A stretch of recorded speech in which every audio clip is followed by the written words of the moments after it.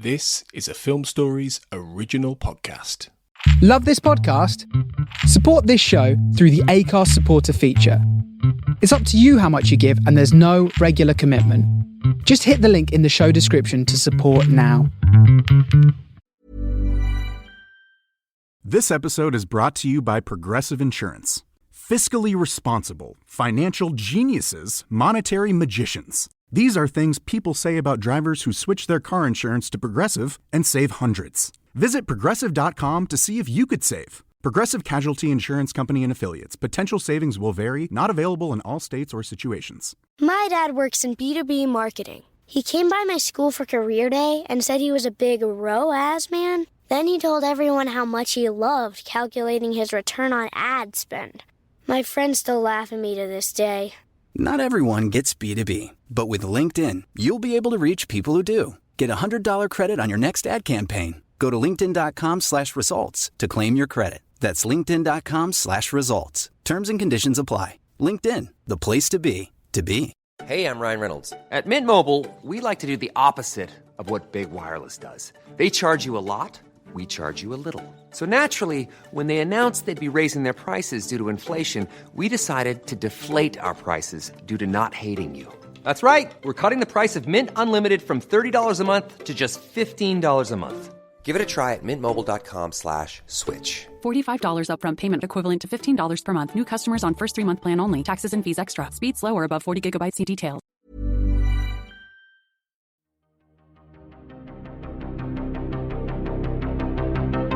This is Writers on Film, the only podcast dedicated to books on cinema.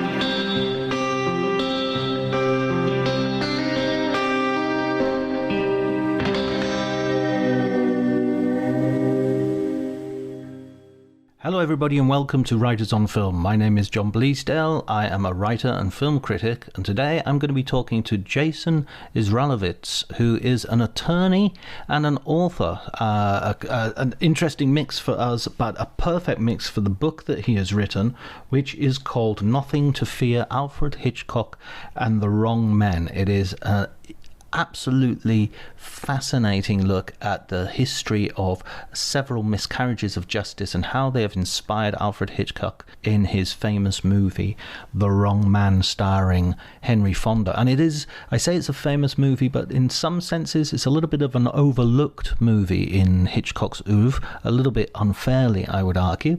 And Jason has written a book which will have you looking at it anew. It certainly sent me back for a rewatch. So, before you listen to the conversation, I just have to ask you to follow me on social media at Dr. Jonty, DRJONTY. You can find me across Instagram, Threads, and Twitter on that handle. You can like and subscribe to this podcast if you enjoy the episode. You can also review it, give it some visibility. That would be really good. And in the next few weeks, we've got some really big guests coming up, really exciting writers who I'm kind of ticking off the legends that I want to get on the podcast before I collapse in exhaustion after all the film festivals I've been going to.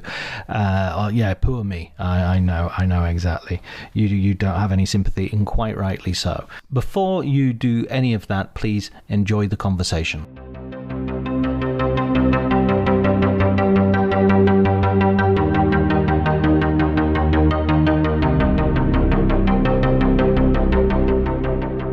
It was really the movie. I've been a cinephile since I was pretty young, and perhaps have some element of the wannabe film critic in me. I always thought that would be one of the great professions, but for a variety of reasons, I wound up going into the law. But I have been particularly interested in Hitchcock, the intersection of sort of Hitchcock's drama and suspense and entertainment pieces with his treatment of legal issues. That's always been a topic that I found fascinating. And in fact, when I was younger, I did have some ambitions, perhaps, of one day writing a book dealing with that theme somewhat comprehensively, Hitchcock and the law. But I was an associate at a law firm at the time, and the schedule was pretty unforgiving. So I had to sort of scale back my ambitions and wound up writing a law journal piece on Rear Window and sort of some of the themes in Rear Window that deal with the competing values that underlie the Fourth Amendment and sort of search and seizure and crime control and those sorts of ideas. But I always sort of wanted to return to Hitchcock and writing about him and analyzing him. And, it was about 5 years ago, I saw The Wrong Man for the first time in many years. And I was really, blown away by how good it is, but also how timely it is for a movie that was made in 1956, and how it really gets at a lot of the issues that the criminal justice system has been struggling with really ever since the movie came out. So that was sort of the immediate inspiration, which was, sort of investigate both the history of the movie and then the true case that it depicts, which itself, as we can talk about, I think is an incredibly resonant story of an innocent family that was nearly destroyed by a miscarriage of justice. Yeah, I'm really interested and now I really want to read the book you're going to write about the Paradigm Case and all the other legal centric movies that Hitchcock has done. Witness for the Prosecution and I Confess, and there's a whole raft of them which you mentioned in the book. But the point that you make about Hitchcock is one of his pervasive fears was a fear of the police, and that is expressed almost the most explicitly. I mean, you see it in Psycho when the motorcycle cop is almost like a Terminator 2 Robert Blake cop before avant the fact. And with this film, The Wrong Man, it's absolutely about where the basis of that fear is coming from. That an innocent man can just be railroaded. That's right, and Hitchcock talked a lot in interviews about his lifelong fear of the police. I'm sure you've probably heard the anecdote about him being sent to the local police station and when he was 4 or 5 years old by his father with a note. And, the story, as Hitchcock recounts it, is the chief reads the note and then puts Hitchcock in a cell for at least a few minutes. Then he lets him out and he says to Hitchcock, "This is what we do to naughty little boys." And, Hitchcock many times talked about how that experience sort of scarred him and implanted in him this lifelong dread of the police. And, I remember being interviewed about it. He talked about how it was the clang of the door that was this potent thing, and the sound and the solidity of the closing of that door and the bolt. He did return to the idea that, to the terror of an innocent person being incarcerated. I mean, Hitchcock would say that he had no idea what his transgression was, for why he was put in there, but that it did give him this dread. And, it's interesting if you look at a lot of the films before The Wrong Man, this theme of false accusation and the power of the state to incarcerate kept recurring. Even in some of the lighter movies, there was sort of this undercurrent of sort of this sinister association with the police and a real skepticism, I think, of legal institutions and the ability of judges and juries to get to the truth. And so, when this project of The Wrong Man is presented to him by Warner Brothers in 1956, it really tapped into these themes that he had been dealing with for his entire career. And now he could really hone in on them that much more because it was a true story. And that feels to me like a departure for Hitchcock, but I might be wrong about this, and by all means correct me. That he's going, he's using a true story, and he's kind of using it quite closely compared to how he, with certain divergences, but compared to how he would do more genre-based things like John Buchan novel with 39 Steps, and even making remakes of his own films and what have you. Was that association with a true story a relatively rare thing in his filmography? Yeah, I think it's really a one of a kind for him. I mean, you could go back to Rope and say that Rope was sort of loosely based on the Leopold and Loeb case, but it was really, I think its direct source was a fictionalized, version of that, a play that had been staged. But yeah, this was a story that really spoke to Hitchcock's sort of lifelong obsessions, not only the story of the innocent person being falsely accused, but also the fact that in this case, that person's wife had a mental breakdown, which sort of then pulls in Hitchcock's recurring theme of, sort of female protagonists and psychological duress. And in fact, there was the critic guy, Philip French, talked about how this was kind of an intriguing case of life imitating Hitchcock's art because it brought together these two strands of his filmography. So yeah, Hitchcock was very captivated by this idea of finding a true story that had all these dramatic elements, and that, it's pretty clear if you look at the archival history of the movie and his correspondence with his screenwriters on the project and his associate producer, he really wanted to present this story without the embellishments that had accompanied his many other, wrong man or wrong woman films. And I think it's in part because he found the story itself so compelling. This story of a nightclub musician who had never been in trouble in his life, suddenly seeing his entire life upended by this false accusation and then the tragic consequences on his wife. So I think Hitchcock recognized there was this inherent drama and really an inherent terror in the story he was telling. So he didn't really need to fall back on what, we all think of as the Hitchcock trademarks, the chases, the set pieces, and things of that sort. Yeah, you made that point quite early on. I remember that this isn't a Hitchcockian film as such, in the sense that, as you say, that idea of tension being built and all the rest of it isn't added to the story. It's just coming from the story.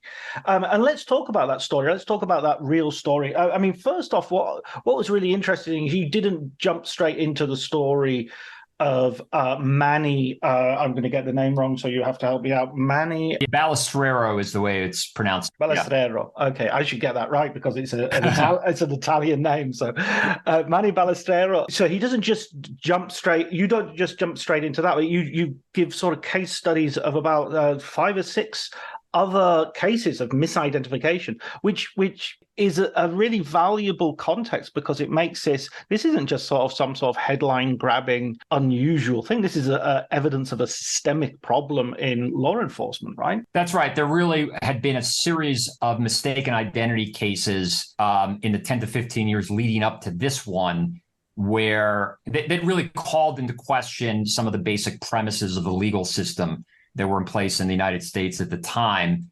And one of those premises was a sense that eyewitnesses were infallible, that, if the police had an eyewitness or multiple eyewitnesses come forward and accuse a defendant of a criminal act, that created such a presumption of guilt that, you just didn't see strong efforts at corroboration necessarily, or the police sort of doing their own independent investigation to confirm the reliability of those eyewitness identifications. And again, there was this sense of, an exalting of eyewitness testimony was really sort of seen as the gold standard. And so, yes, there were a series of cases, and I focus in the book on cases in New York that had come to light, including there's a famous case of a stockbroker named Bertram Campbell, who was, had no criminal record whatsoever. He was misidentified by 5 eyewitnesses as the front man for a forgery gang and wound up going to prison for 3.5 years. Later, he was exonerated. And, even though there were a number of these wrongful convictions that came to light at the time, the legal system was still largely in a state of denial about that issue. That when, the cases got reported, the narrative that was spun out by the authorities was this was a tragedy, but a tragedy sort of beyond our control. That, there were these extraordinary circumstances where the defendant looked unbelievably like the actual culprit, that they were doubles or twins, and that this was a horrific tragedy brought on by sort of sincere eyewitness error. So there were the systemic problems you were talking about in terms of the police not, scrutinizing eyewitness testimony, not using sufficiently safe procedures to elicit those identifications. But rather than see these cases as opportunities to examine the systemic problems, they were sort of swept under the rug. And that left in place sort of the conditions that Manny Balestrero and his family got caught up in, in 1953. Yeah, absolutely. And by the procedures that you're talking about, you line up it being organized with the accused person being told to wear the clothes of it's literally, well, anybody's going to look a bit like the person who's done a crime if you have to wear the same green sunglasses that the person was wearing who committed the crime, Exactly. I mean, the suspects were routinely put in incriminating positions like that. And then on top of that, there weren't really strong efforts to fill out the lineup with people of similar appearance. One of the common practices of the day was that the police would put other police officers in the lineup, in some cases with their uniform trousers showing. So the defendant or the suspect would sort of stick out as a sore thumb. So yeah, you had the double problem in the at the time, which was that you had eyewitnesses being deferred to an extraordinary degree, and then you had the police using these procedures that weren't really designed to test the reliability of their identifications. They were more to kind of check a procedural box and get a rubber stamp put on the identification. Yeah, we've got the guilty guy. We just need to put them away, and we're not going to test any of those assumptions or any of those. Right, we're building a case. As one of the lineups included the witness's husband. I remember was a particularly egregious example of that. That's Manny's case, Manny Balestrero's case. The chief eyewitness, one of the chief eyewitnesses against him, was so scared about the whole process of giving an identification that, she insisted that her husband come down to the station with her. And so, again, often the case, the police were sort of short on being able to fill out the lineup.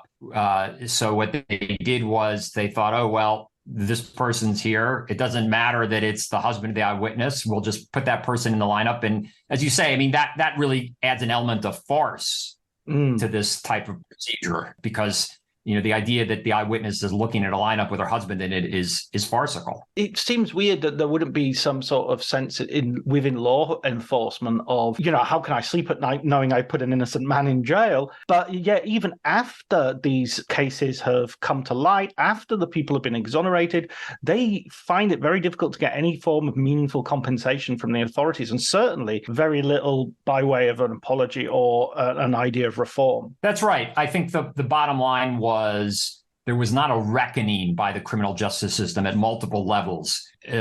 Prosecutors who had brought these cases that were later shown to be wrongfully prosecuted, there was not a willingness on their part to go back and unpack the causes, to look back at the actions they had undertaken to see what went wrong here. Instead, it was more a question of just pointing the finger at the eyewitnesses and saying, look, this sort of comes with the territory. Eyewitnesses are still the best way, we're the best sort of sources of evidence for us, and we'll live with their imperfections. It really wasn't until the modern innocence movement, which would be, it really took hold in the 90s and has become more and more prevalent over the last few decades, that there was finally a recognition that, hey, these aren't these extraordinary one-off coincidences here. These are systemic problems with the criminal justice system that need to be analyzed and need to be rectified in order to put protections in place to try to reduce the chance of this happening again. Yeah. I mean, it should be hard to put someone in jail. It shouldn't be easy. You should have to prove it to a great extent. Beyond a reasonable doubt, indeed, to quote a phrase. Right. So let's get to Manny's case. And what are the details that behind this particular story? Yeah, so Manny Balestrero was a musician at a famous nightclub in Manhattan called the Stork Club, which was I was only vaguely familiar with it when I undertook to write this book. And that's sort of a fascinating story in and of itself. It was really the epicenter of glitz and glamour in Manhattan at the time, frequented by many different celebrities, including Hitchcock himself, before he came to, tell Manny's story. And, Manny was a pretty modest family man. He lived in Jackson Heights, Queens. He would take the train to commute into Manhattan every night. He had a wife, Rose, that at the time of these events, he had been married to for about 20 years. He had 2 kids. And as his wife would later observe, Manny is sort of the last person you would ever associate with potential criminality. He was known as sort of this gentle soul. He was very non-confrontational. He was a devout Catholic. Rose would say that he was the personality type where he would, walk 5 blocks out of his way just to avoid an argument. But he got caught up in a criminal investigation in early 1953. What had happened was there was 2 blocks from his house, there was a Prudential Insurance office, and that office had been held up twice in 1952, in July 52 and December 52, each time by the same man who came in, demanded the money from the cash drawer, took about $200 total from the cashier, and then, fled into the crowd surrounding the office. And, the police had never really developed any leads other than they had concluded that this same person, whoever it was responsible for a series of neighborhood robberies of liquor stores and, drug stores and grocery stores and the like. Well, Manny at the time was having a financial difficulty. His wife, Rose, had experienced some dental problems, and the work was going to cost about $325. And the Balestreros didn't have the money to pay for it. So that brings Manny into the Prudential Insurance office in January 1953, where he goes to seek a loan against his wife's insurance policy so they can pay for the dental work. And it was during that visit to the insurance office that one of the woman who was waiting on him comes to the conclusion that he's the same man who held up the office on these 2 prior occasions. She then sort of spreads that belief to other employees in the office, and they all come to this rather instantaneous conclusion that Manny is the holdup man. And so, as soon as Manny leaves the office that day, they contact the police, and that sets in motion, the wheels of the criminal justice system against Manny. And, the police come calling at his home the next night. And there's really no other evidence except for these witnesses. There's no, they don't find a weapon. They don't find, there's nothing in his background, that he's not spending money in some crazy way or anything. Nothing else points at him except for this accusation. That's correct. Really, the case rested entirely on the eyewitness identifications. Now, the police would tell you, if you would interview him at the time, there was one other, what they referred to as evidence, which is that when Manny was down at the station being interrogated, he was asked to provide a handwriting sample. And the reason for that was that during one of the holdups, the holdup man passed a note to the cashier demanding the money in the cash drawer.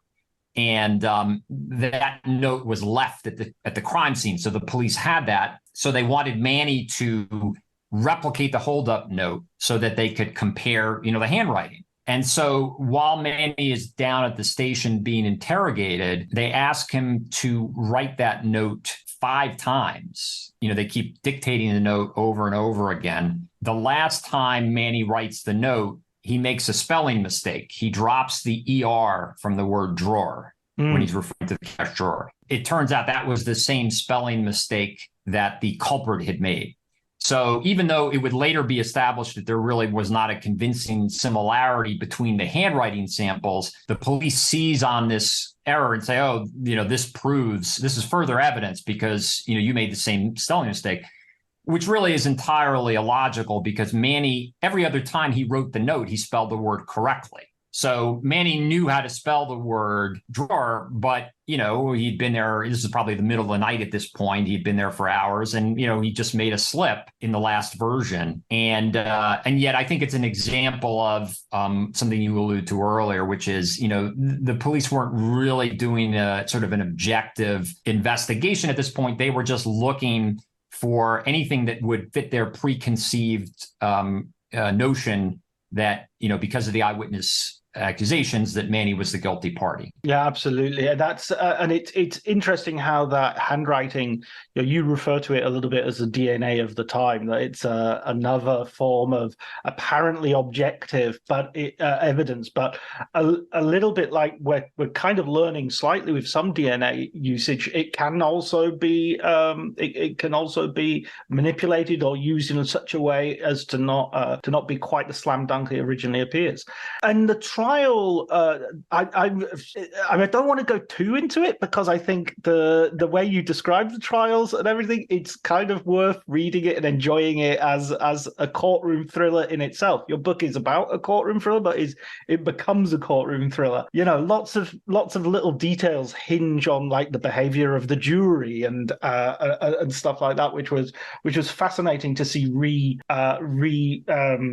what's the word? Apologies. Brought to life, let's say. That's right. The trial took some interesting turns, and again, I think this is an example of one of the other reasons that story appealed to Hitchcock, because ultimately, the case ends in a mistrial, and the mistrial occurs because one of the jurors just gets bored and frustrated and decides that, he doesn't want to listen to any more of cross-examination from Manny's defense counsel. And, he stands up and makes the statement, Your Honor, do we have to sit here and listen to all this? And, that brought on a mistrial because it suggested that the juror had a preconceived notion that Manny was guilty and that he wasn't willing to be impartial and listen to all the evidence. And again, I think that element too appealed to Hitchcock, because if you look at some of his earlier films, he clearly was very skeptical about juries and the jury process. And, you alluded to I Confess, the Montgomery Clifford movie, which I think is a very a fascinating entry in Hitchcock's filmography as well. And there's a big courtroom sequence in that film, and without wanting to spoil it, let's just say that I think Hitchcock presents the jury in a pretty unflattering light. And I think that and he had done so in earlier films as well. So again, yet another element of the true story that taps into these themes that Hitchcock had been kind of grappling with in his work throughout his career. So when we come down to the making of the film and the and Hitchcock turning this into a Hollywood version, as you might have it. I mean, the first thing, this always, The Wrong Man always strikes me as Hitchcock's real noir. It has a real sort of atmosphere. It's New York. It's about a man trapped. But the other thing that's really interesting is you have Henry Fonda, who, as you say, is a star who comes to the film with Tom Joad from Grapes of Wrath, with a reputation himself. He's already made a whole bunch of films. That's right. I mean, Fonda and Hitchcock had never worked together until this film. I know that Hitchcock had been trying to get him for Saboteur, actually. It was many years ago, but Fonda was under contract and wasn't available. But I think there's no doubt that when Hitchcock got around to casting for The Wrong Man, Henry Fonda was just a natural choice. I mean, you alluded to his role in The Grapes of Wrath, which was one of a series of these, great social justice movies that Fonda had starred in.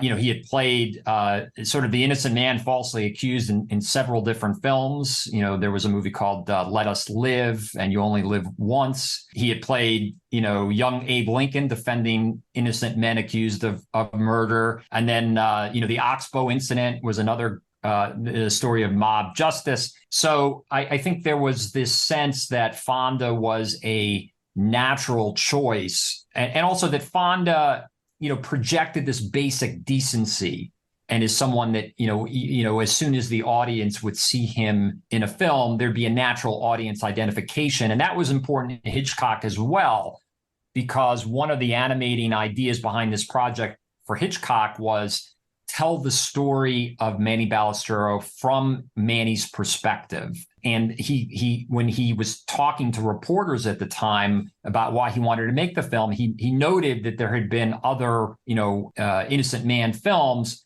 but they typically didn't center the narrative around the innocent person himself or herself. That instead, you got movies like Call Northside 777, which kind of focuses on a reporter played by Jimmy Stewart working to free the innocent, the innocent man who's in prison. Or another one he mentioned was Boomerang, sort of about a prosecutor who realizes that a man who's being set up to take the fall for a murder rap is innocent. So Hitchcock very much wanted to tell the story primarily from Manny's perspective, and again, building empathy by casting Fonda sort of dovetailed with that objective.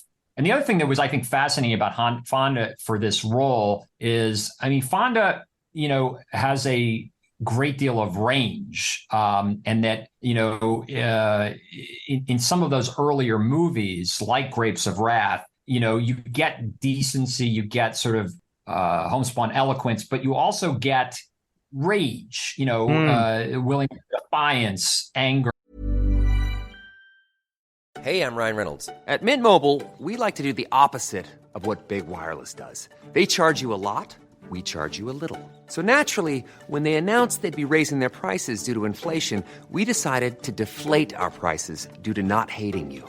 That's right. We're cutting the price of Mint Unlimited from $30 a month to just $15 a month. Give it a try at mintmobile.com/switch. $45 upfront payment equivalent to $15 per month. New customers on first 3-month plan only. Taxes and fees extra. Speed slower above 40 gigabytes. See details. This episode is brought to you by Progressive Insurance. Fiscally responsible, financial geniuses, monetary magicians. These are things people say about drivers who switch their car insurance to Progressive and save hundreds. Visit Progressive.com to see if you could save. Progressive Casualty Insurance Company and Affiliates. Potential savings will vary. Not available in all states or situations. He shows he's sort of capable of violence when the time comes. But again, consistent with the idea that they wanted to be true to the facts of what happened here, Fonda really suppressed that element, and it was true to Manny Balestrero's real personality, which was this very rather unassuming, soft-spoken guy who, throughout the film doesn't make angry speeches about how he's innocent, and instead, consistent with reality, you just get the sense that this guy is like a train has run over him, and he's just living his day-to-day existence while he's under siege here through wrongful prosecution is the most he can do. Interesting, those earlier films as well, there's always a sense, and I think this is true even today when we get an innocent man sort of film or miscarriage, that there's a degree of what we would call sort of victim blaming of like, if only you hadn't done this, or if only you didn't drink so much, or if only you didn't, you always have the scene where the lawyer says, if you don't tell me the truth, why didn't you tell me this before? And it's just like, wait a minute. Whereas with Manny, you never really doubt his innocence for a second. There's no sense that he's in the wrong man. I mean, that he's in some way complicit with his own downfall. He is just, as you say, just been hit by a train. That's right. The interesting thing in the way the narrative spins out, of course, is that even though, as you say, Manny is completely innocent and Rose, his wife, certainly had nothing to do with him being falsely arrested. Rose, in the story and in real life, became consumed with guilt herself, that this was somehow her fault because she had been the one who had the dental problems, and it was to try to address those problems that Manny went to the insurance office to get the loan, and that's where he was misidentified. So you have kind of this kind of ironic and sort of disturbing element of the story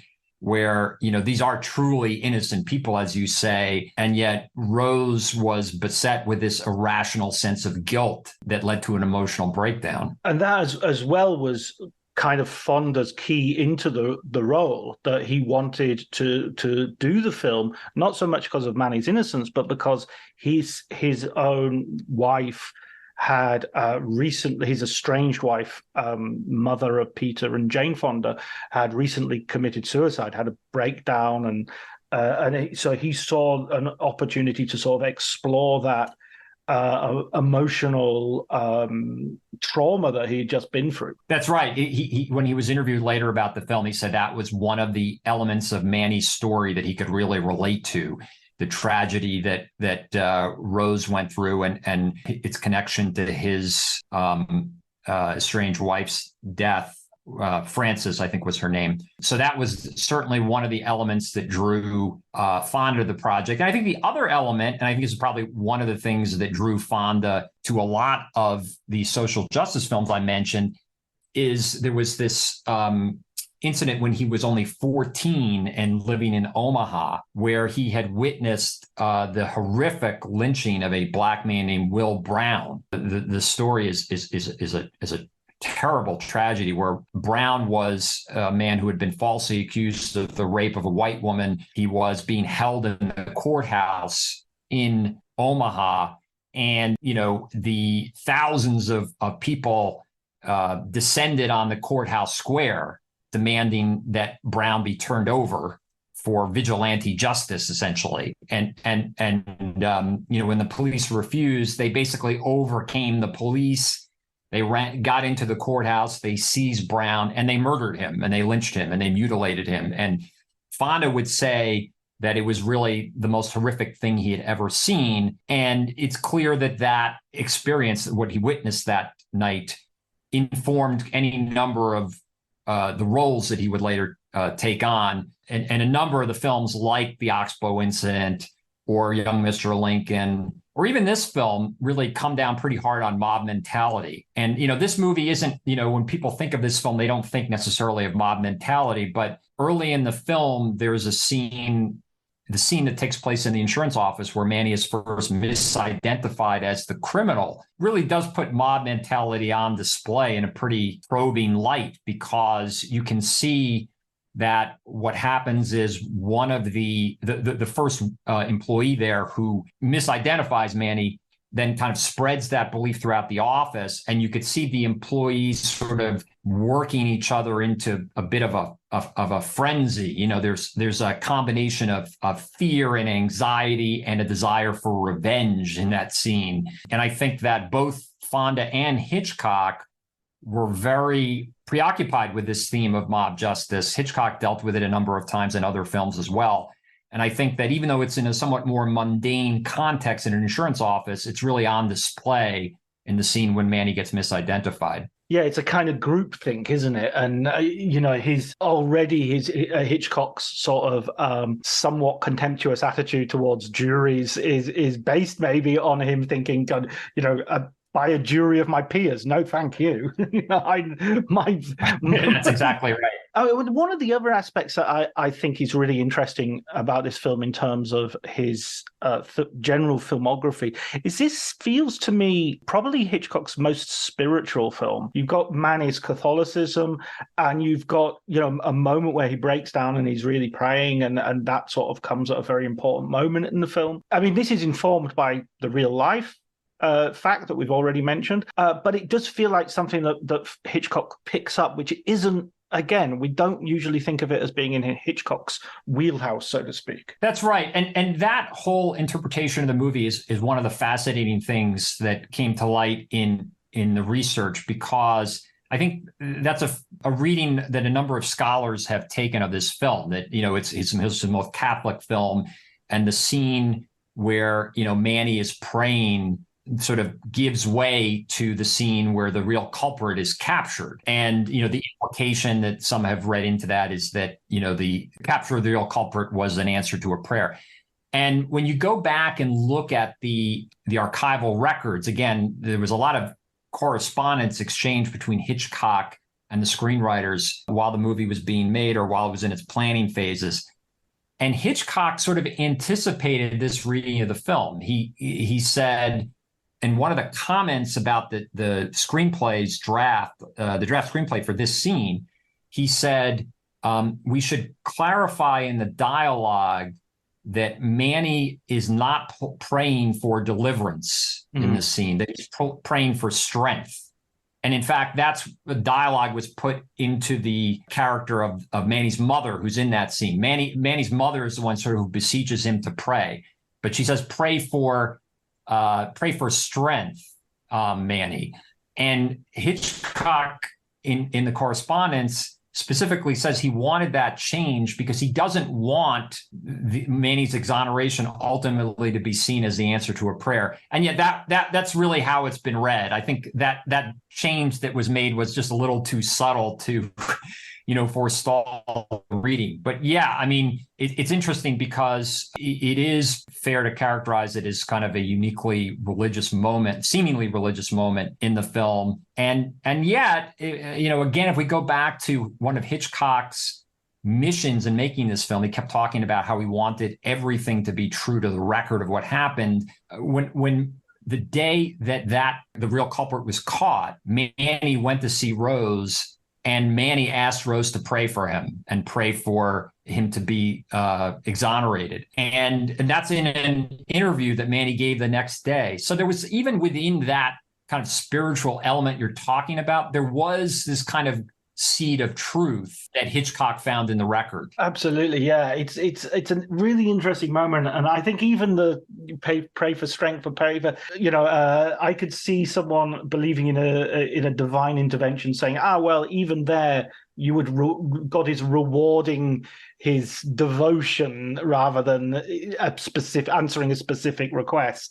What was the effect of this film on the debate and on the process? I mean, you're talking about the Innocent Project not really coming into itself until the 1990s, and this film's released in 1954, I think. 56, sorry. So 1956. That's a long stretch of time. Does this in any way contribute to that movement? Yeah. The answer would be not really. In fact, neither the case nor the film, were sort of appreciated. I don't think that the significance of either the case or the film were fully appreciated when they, came to light. If we start with the case itself, the narrative, again, that was presented by the authorities when Manny was ultimately exonerated was very similar to those other cases. This was, look at these. If you look at all, I think I pulled like every article that was ever written about this case, thanks to newspapers.com and, other sources. And time and again, they kept referring to Manny and the real culprit, whose name was Charles Danielle, as doubles or twins, which was not the case when you look at the pictures side by side. There's sort of a passing resemblance, but the idea that these men were, identical is really unfounded. And yet that's how the case got reported. And that's how the prosecutors sort of explained this miscarriage of justice to the public. So the reality is that it was just seen as another aberration, an unusual 1 in a million type of case that did not lead to any introspection or any reform at the time. And then Hitchcock's movie, I think this is an interesting case of how films can be looked at through the lens of sort of the values of their time. Martin Scorsese has talked about how modern audiences can appreciate older films, uninhibited by the values that prevailed at the time the film was made.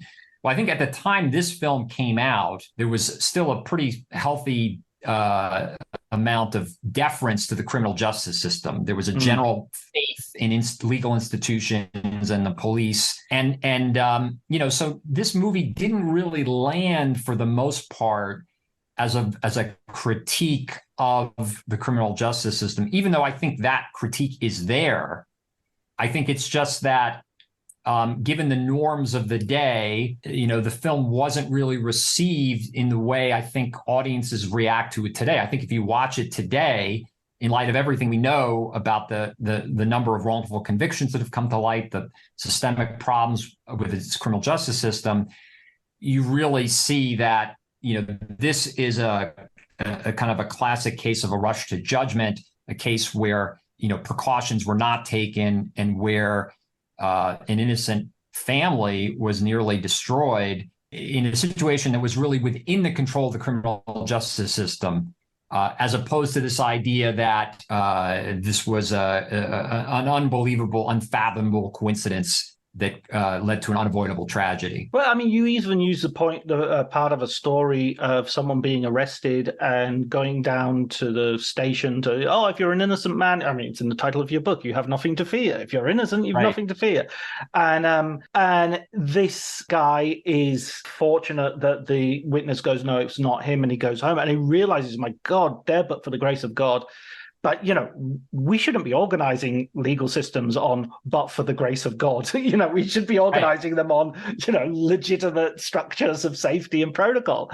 The relevance of it today feels incredibly timely, especially given how much we now know about police procedures being revealed by body cams and mobile phone footage and stuff. And I thought it was really interesting as well. One of the characters, one of the case studies you place is that of a guy who's black, and he's another case of misidentification. And you make the point later on where you say Manny's a family man, he's a Catholic, he's white, he's actually sort of a perfect poster boy for an innocent man gone wrong. Whereas if he was black, then nobody would have looked twice at this case. I mean, I'm sorry, I don't want to put words into your mouth, but No, that's right. I mean, there was the case you allude to. A young man named Thomas Oliver, who was wrongfully convicted of armed robbery and assault. That was, barely registered with the public and barely registered with the criminal justice system at the time, as contrasted with the exoneration of white defendants. I mean, if you compare the case I mentioned earlier, Bertram Campbell, I mean, that case was on the front page of the New York Times and many other New York newspapers time and again over an extended period. Thomas Oliver, a young black man who was served over a year in prison for a crime he did not commit, that was relegated to a couple of paragraphs inside the paper. So, I think it's absolutely correct to say that, on top of all these other systemic problems that went unaddressed at the time with over-reliance on eyewitness testimony, procedures that were not in place to protect the innocent. Then you have the issue of disparate treatment and racism, and that posed that greater risk to defendants like Thomas Oliver. So and again, as you say, Hollywood certainly was much more likely to tell the story of Manny Balestrero for the reasons you mentioned, because you had sort of this idealized, from a Hollywood perspective, what they perceived to be this idealized protagonist. I was wondering, and it's sort of moving away a little bit from the book, where as an attorney, as someone who works in the legal system, when you're watching films, do you spend quite a lot of time going, no, that would not happen? I mean, I guess that legal dramas are very much part of the daily diet of TV more than cinema, but still we have lots of Matthew McConaughey, the Lincoln lawyer, and others. Other times where it sort of it clicks with you and you go, yes, that's exactly right. For the most part, I have pretty low expectations when it comes to how realistic a lot of these stories are. I enjoy them. I mean, I go back to when I was a kid watching the Paul Newman film The Verdict over and over.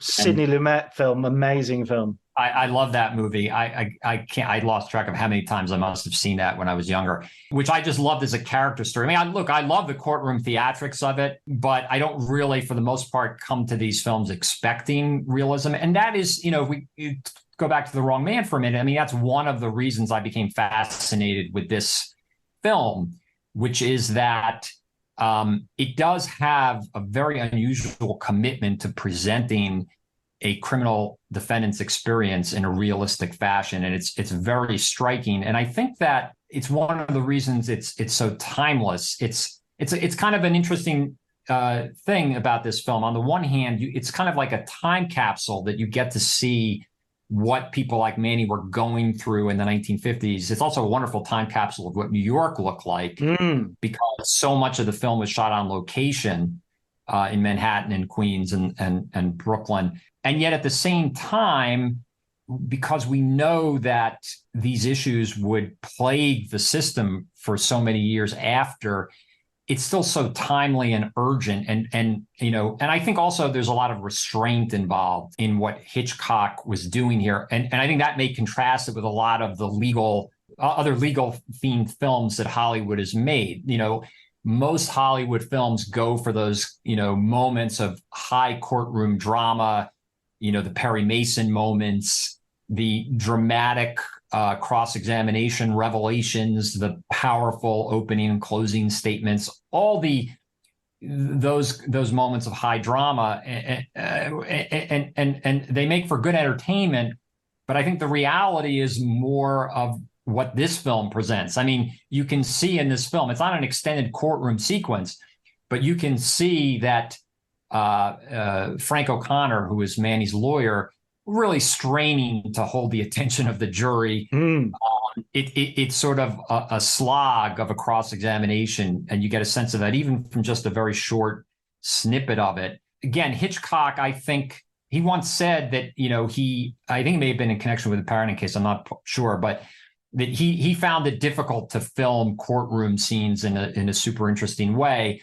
So he set out again to frame the courtroom scenes through Manny's perspective. And again, there's a focus not so much on the lawyering and the testimony, but on sort of Manny's mindset and how Manny is sort of looking around the courtroom, sort of horrified that, people aren't paying attention. His life is on the line here. And, you see the prosecutor sharing a joke with his assistant. You even see Manny's sister kind of busily putting on lipstick and the brother-in-law isn't really paying attention. And Hitchcock said that, he wanted to present that in a way that was true to the message that, at this point, Manny really didn't have a friend in the world. Yeah, that's so interesting. It always reminds me as well, Hitchcock coming from the same city as Dickens as well, that sort of feeling of, of human life, just not concentrating on drama. It's not right. Things are happening on the margins, which are more interesting as far as the people there are concerned. It's a brilliant book. It's a really interesting read. It's a really fascinating true story, and I think I'll tell you, it reminded me of, as a book, the approach. It reminded me of what Glenn Frankel does with his film books, where he uses the film as well as being intensely interested in the film, but as a way of sort of looking at a whole slice of society. And I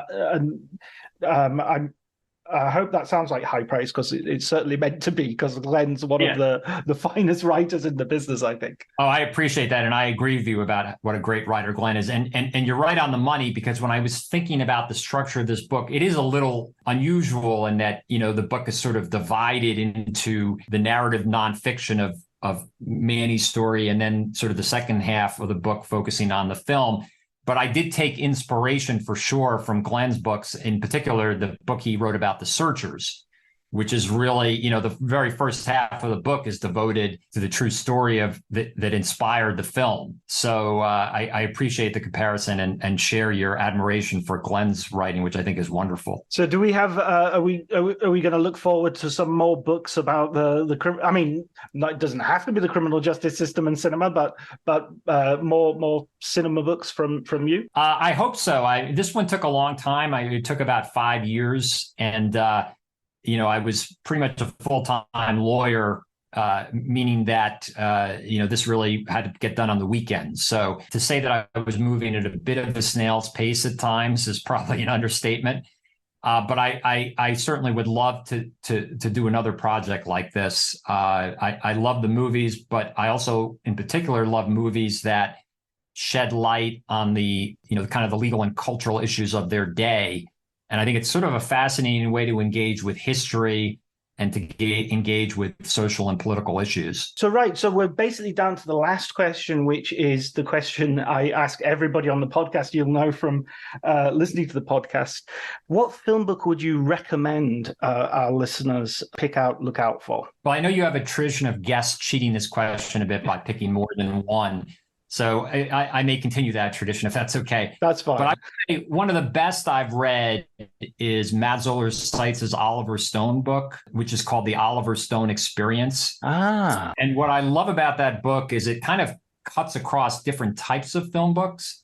I mean, I think Matt is one of the great critics. And so you get in the book many of great insights about Stone's work. But at the same time, much of the book consists of Matt's interviews with Stone, like a transcript of them. And so you kind of get a critical perspective on the Stone films, and you get Stone's own perspective all at once. And in that sense, when I read that book, it very much for me evoked the Truffaut book about Hitchcock, where it's sort of an extended discussion between Hitchcock and Truffaut about Hitchcock's career.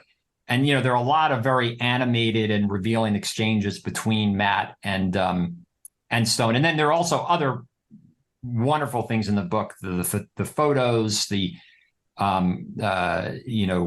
storyboards, script excerpts. And so, and then on top of that, it's just a beautiful book. It's massive, but so I highly recommend that one.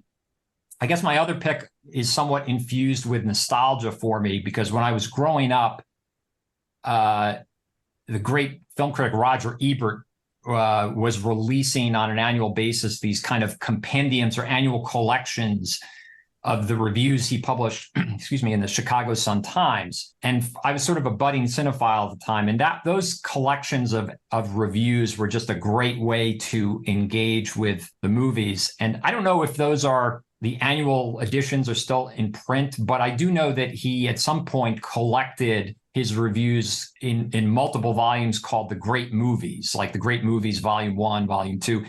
And I just found Ebert's writing so accessible and crisp. And again, as with Matt's writing, you get a lot of great insights in the film, but you also get a lot of beautiful writing as well. And I just learned a lot about movies and about writing from those Roger Ebert books. So I would encourage anyone who wants to kind of see what great criticism is to read those Roger Ebert reviews. Yeah, absolutely. I had the pleasure of meeting Chaz Ebert at Cannes this year, and it was great to, by one remove, have sit down and talk to someone about the great man himself, and that was a lovely experience.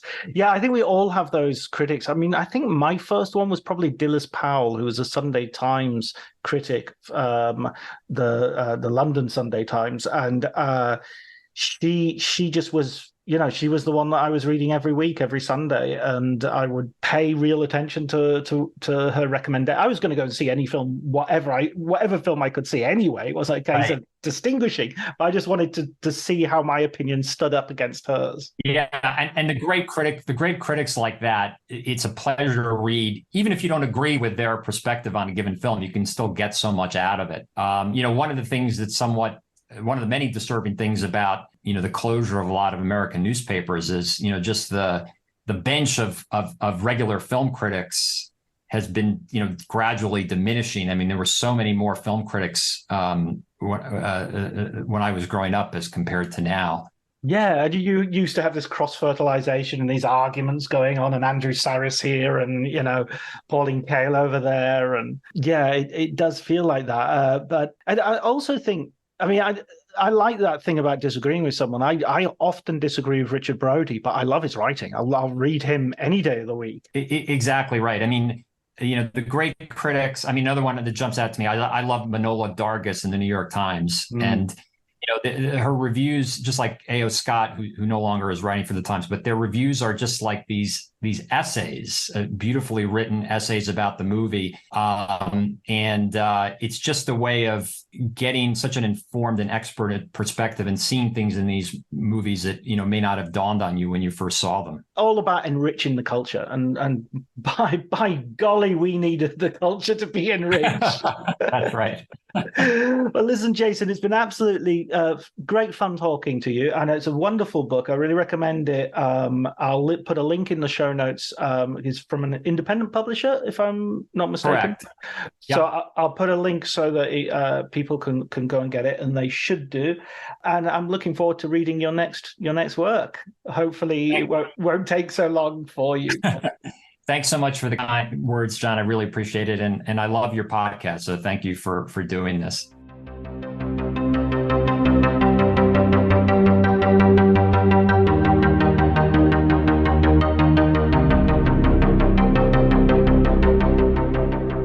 So that was me and Jason and our conversation. I hope you enjoyed it. I mean, it was amazing talking to a guy who has such a depth of knowledge about so many things that I don't know about, but I'm so interested in.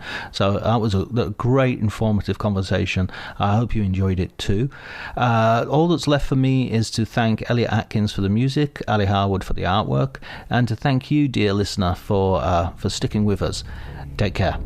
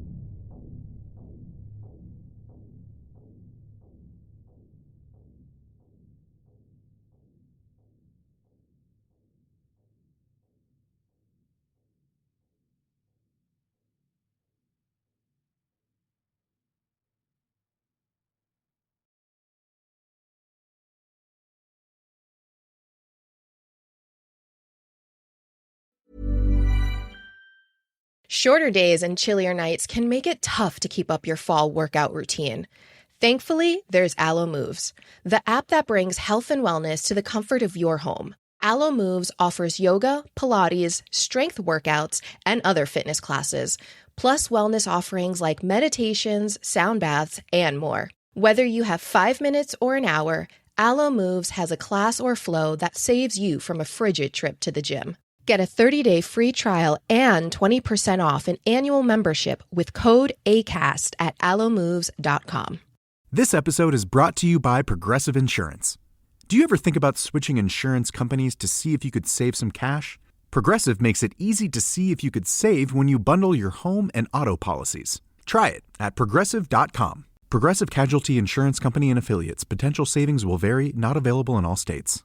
My dad works in B2B marketing. He came by my school for career day and said he was a big ROAS man. Then he told everyone how much he loved calculating his return on ad spend.